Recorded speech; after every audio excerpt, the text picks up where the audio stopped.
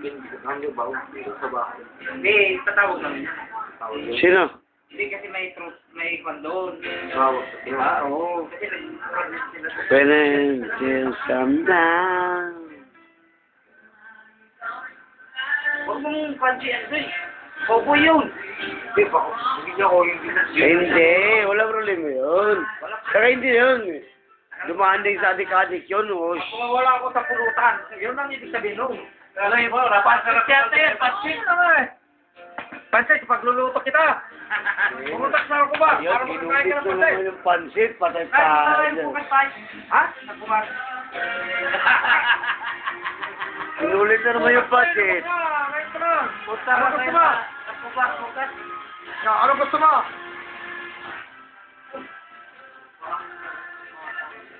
Okay, kasi mayroon request ng pansit ka ako punta ka sa Kubar. Pansit? Huwag na yun. Wala ako sa panahon ko ngayon. Alam mo, inyo, napakasarap natin ngayon. Kasi na-celebrate na natin yung Kubar, pansit lang. Tipo-tipo na tayo dito, di ba? Dito ko yan, di ba? Oo. Bago mag-New Year, yung dito tayo. Taga... Hindi mo nila, tama yun. Inugasa mo yung pakamulakay na nabalaho. Kaya, malinis na eh, parang hindi nabalaho eh. Ayaw. Kautik pa naman. Parang hindi nabalaho eh. Oo,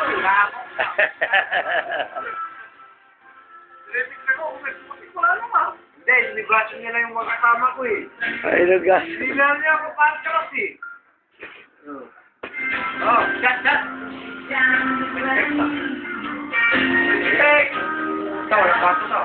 Mayroon, malaki. Ito. Meron.